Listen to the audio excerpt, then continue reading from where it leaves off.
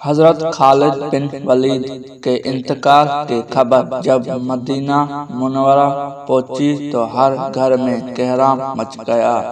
جب حضرت خالد بن ولید کو قبر میں اتارا جا رہا تھا تو لوگوں نے یہ دیکھا کہ آپ رضی اللہ عنہ کا گھوڑا اشکر جس کا نام تھا، جس پر بیٹھ کے آپ رضی اللہ عنہ نے تمام جنگیں لڑیں، وہ بھی آنسو بہا رہا تھا۔ حضرت خالد بن ولید کے ترکی میں صرف ہتھیار تلواریں، خنجر اور نیزے تھے۔ ان ہتھیاروں کے علاوہ ایک غلام تھا جو ہمیشہ آپ کے ساتھ رہا تھا۔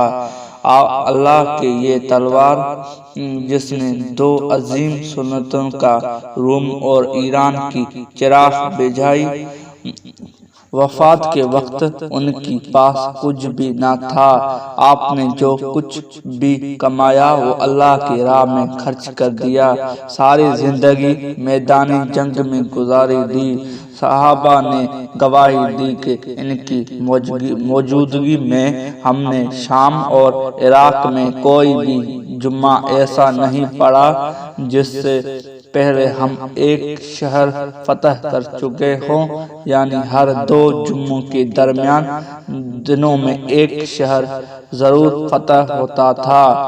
بڑے بڑے جلیل قدر صحابی نے حضور صلی اللہ علیہ وآلہ وسلم سے حضرت خالد کی روحانی تعلق کی گواہی دی۔ خالد بن ولید کا پیغام مسلمان امت کی نام موت لکھی نہ ہو تو موت خود زندگی کی حفاظت کرتے ہیں، جب موت مقدر ہو تو زندگی دوڑتے ہوئی موت سے لپٹ جاتی ہے۔ زندگی سے زیادہ کوئی نہیں جی سکتا اور موت سے پہلے کوئی مر نہیں سکتا۔ دنیا کے بزدل کو میرا یہ پیغام پہنچا دو کہ اگر میدان جہاد میں موت لکھی ہوتی تو اس خالد بن ولید کو موت بستر پر نہ آتی۔